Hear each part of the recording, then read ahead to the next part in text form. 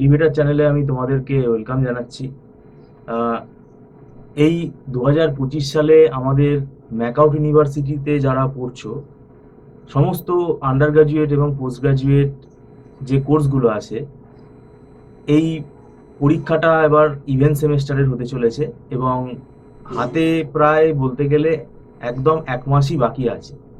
তো এখন এই মুহূর্তে দাঁড়িয়ে কিভাবে পড়াশোনা করতে হবে, এবং যারা একটু ক্যাজুয়াল ভাবে এবারে পড়লো, কেননা এইবারে আমরা আগে মানে বলেছিলাম জানুয়ারি মাসে পরীক্ষা হয়ে যাবার পরেই যেন পড়া শুরু করে দেয়, কিন্তু অনেকে পড়া শুরু করেন। তো এবার সিলেবাস যতটা ঠিক ঠিক ততটা কিন্তু সময় আমরা পাইনি। সেই কারণে এই ইভেন্ট সেমেস্টারে কি কি সমস্যার সম্মুখীন হতে পারে স্টুডেন্টরা, এবং একটা সাপ্লিরও ট্রেন্ড আমরা দেখতে পাচ্ছি। একটু 19-20 ভাবে যদি কেউ পরীক্ষা দেয়, মানে কোয়ালিটি অ্যান্সার যদি না হয়, তাহলে সাপ্লি হওয়ার চান্সটাও থেকে যাচ্ছে। এই সব নিয়ে আমরা আলোচনা করব। মিস্টার সৌভিক দত্ত উপস্থিত আছেন, আপনাকে ওয়েলকাম জানাচ্ছি। এই ইভেন্ট সেমেস্টারটা স্টুডেন্টদের কাছে কতটা চ্যালেঞ্জিং হতে যাচ্ছে বলে আপনার মনে হয়? খুবই চ্যালেঞ্জিং, এবং অনেকেই বেশিরভাগই পড়াশোনা করে না ম্যাকআউটে, এটা আমরা জানি। এবং ম্যাকআউটের প্রায় 60-70% ছেলেমেয়েই পড়াশুনো করে না, তার মধ্যে 30% পড়াশুনো করে। যারা পড়াশুনো করেছে খুব ভালো কথা, তারা হয়তো তাও এই কম সময়ের ভেতরে অন্তত পুরো সিলেবাস না হোক 60-70% করে হয়তো ঠেকনাটা দিয়ে দিতে পারবে। কিন্তু যারা একবারই পড়েনি, এখন যাদের চোখ খুলছে, তাদের চোখ খুলেও এখন খুব একটা লাভ কিছু হবে না। আর অলরেডি এখন ম্যাকআউট কোশ্চেন করা শুরু করে দিয়েছে, মানে পিচ রেডি করতে শুরু করে দিয়েছে। আর আপনি তো এখন জানেন যে এখন ম্যাকআউটের কোশ্চেন ট্রেনটা পুরো বদলে গেছে। এখন আসি ট্রেন অর্গানাইজার থেকেই আসবে, এরকম কোনো ব্যাপার আর নেই। একদম এই জানুয়ারি মাসের পর থেকে আমাদের অনেক স্টুডেন্ট, বিশেষ করে আমারও আইটি, ব্যাকলগ পেপার পড়ার এনকোয়ারি আসছে। হ্যাঁ, হবেই তো, ফেল তো করবে, যেটা আগে খুব একটা আসতো না। এখন ম্যাকআউটের নিউট্রিশন অনেক স্ট্রিক্ট হয়ে গেছে, ক্যামেরা অন করে এখন পরীক্ষা দিতে হচ্ছে। কাজে এখন ওই দেখে লেখার ব্যাপারটা অনেক কমে গেছে। সব জায়গায় না হোক, অনেকটা অন্তত 50-60% তো মিনিমাইজ করেই দিয়েছে ইউনিভার্সিটি। তো সেই জন্যই ফেলের সংখ্যাটা বাড়ছে। আগে যেমন ক্যামেরা সিস্টেম ছিল না, অনেক জায়গাতেই হয়তো মাইক্রো করে এই করে যারা পড়াশোনা করতো না তারা বেরিয়ে গেছে, কিন্তু এখন আর সেটা হচ্ছে না। নয় নম্বর কম হচ্ছে, নয় সাপ্লি হচ্ছে। আর আমি আগেও অনেকবার স্টুডেন্টদের সাবধান করেছিলাম যে তোমরা অন্তত এই অড সেমিস্টারটা হয়ে যাওয়ার পর নেক্সট যে 25-এ ইভেন্ট সেমটা প্রথম থেকে জানুয়ারিতে পরীক্ষা যেই হয়ে গেল, তারপর থেকেই পড়ো। কেউ শুনেছেন, কেউ শোনেননি। এখন যারা শোনেননি, সেটা এখন তাদের ব্যাপার যে তারা এই সময় কি করে ব্যাপারটাকে ফেস করবে। তবে এই যে বললাম, এখন ম্যাকআউটের পেপার চেকিং এবং কোশ্চেন অনেক প্যাটার্ন চেঞ্জ হয়ে গেছে, এবং যা খুশি লিখে এখন আর পাস করা যাবে না। মানে তোমাকে টুডা পয়েন্ট অ্যান্সার করতে হবে, এবং যে যে একটু মোটামুটি ভালোভাবে পড়েছে সেই ভালো নম্বর পাবে, আদারওয়াইজ নম্বর ভালো হবে না।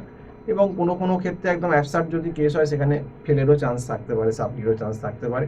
তবে এর জন্যে 90%কে আমি বলবো স্টুডেন্টদের গাফিলতি। কারণ আমরা অনেকদিন আগে থেকেই বলেছিলাম যে তোমরা পড়ো, নিজেরা পড়া, বাড়িতে পড়া শুরু করে দাও। যখনই তোমাদের ওই অড সেমিস্টারটা শেষ হয়েছিল, এখনও আমার কাছে এরকম একটা দুটো ফোন আসছে যে এরকম কি বিটেক কি এখন পড়ানো হবে, বিটেক আইটি, বা আমি কি এই এ পড়বো, তো এখন কি পড়াবে? এক মাসে কি পড়াবো আমরা? এক মাসে তো কোনো স্ট্রিমেই কোনো কিছুই পড়ানো সম্ভব নয়। তো এরকম লাস্টের দিকে যে ফোনগুলো এলো, সেগুলো সবই আমি বাতিল করে দিলাম, বলেই দিলাম যে এখন আর নেওয়া সম্ভব না। তো আগে থেকে টিচারটা নিলে ভাই দুটো পয়সা নাই যেত, তাতে কি হতো? মানে সিলেবাসটা এখন তো আর পয়সা দিলেও বা কি হবে, আর না দিলেও ওই খালি রেকর্ডিং চাইছে, অমুক চাইছে। আর আমাদের তো সেই এত লাস্ট মোমেন্টে রেকর্ডিং নিয়েও সে কিছু করতে পারবে না, শেষই করতে পারবে না, আর বুঝতেও পারবে না। রেকর্ডিং নিয়ে কোনো লাভ নেই।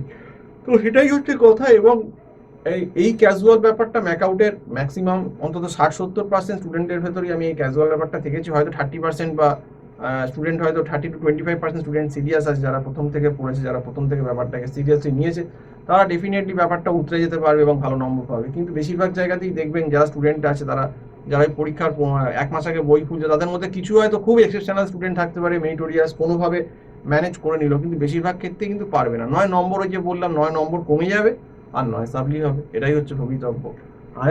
কারণ এখন বলতে পারেন দুয়ারে এক্সাম, আর 30 দিন মানে 1 মাস, মানে দুয়ারে এক্সাম এসে গেছে, এবং পিচ রেডি হয়ে গেছে। এখন পরিষ্কার পিচ রেডি হয়ে গেছে, বা পিচ রেডি একদম তৈরি করছে। কিছু স্টুডেন্টের মনোভাব আছে, তারা বলে আমাদের শুধু আমার পাস নাম্বারটা উঠলেই যথেষ্ট। এটা কতটা খারাপ একটা কেরিয়ারের পক্ষে? খুব খারাপ। নম্বর প্রথম, শুধু পাস নম্বরের উদ্দেশ্যে যারা পরীক্ষা দিতে যায়, তাদের পাসটাই হয়তো করতে পারলো না, সাপ্লি হয়ে গেল। কারণ ধরুন, আপনি যদি 50 নম্বর টার্গেট করেন, 150 পাবো, দেখলেন আপনি পাচ্ছেন কিন্তু সেই কাঁটায় কাঁটায় হয়তো কোনো রকমের 40 বাইরে, আর এখানে তো 40-এ পাস।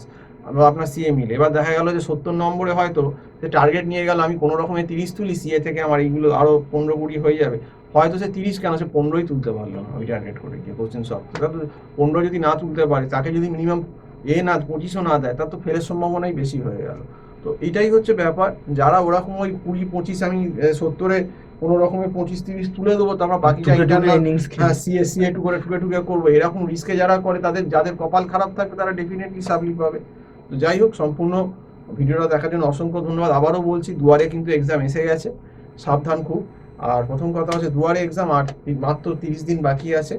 লেটস সি, ভালো করে পড়াশোনা করো যারা পড়ছো, এটাই বলবো, যাতে কোনো রকম অপ্রীতিকর ঘটনা বা সাপ্লির ঘটনা না ঘটে। এটা আমরাও চাই না, কিন্তু এটা স্টুডেন্টেরই গাফিলতি যে তারা এই শেষ সময় বই খুলে তারা পড়ার চেষ্টা করে অনেক টাফ সাবজেক্টগুলো। এখন যদি কেউ প্রোগ্রামিং পেপার বা কিছু পেপার যদি এখন পরীক্ষার 20-25 দিন আগে সে খোলে, তার পক্ষে কি সম্ভব শেষ করা? সে কখনোই সম্ভব না। তো যাই হোক, সম্পূর্ণ ভিডিওটা দেখার জন্য অসংখ্য ধন্যবাদ। নমস্কার।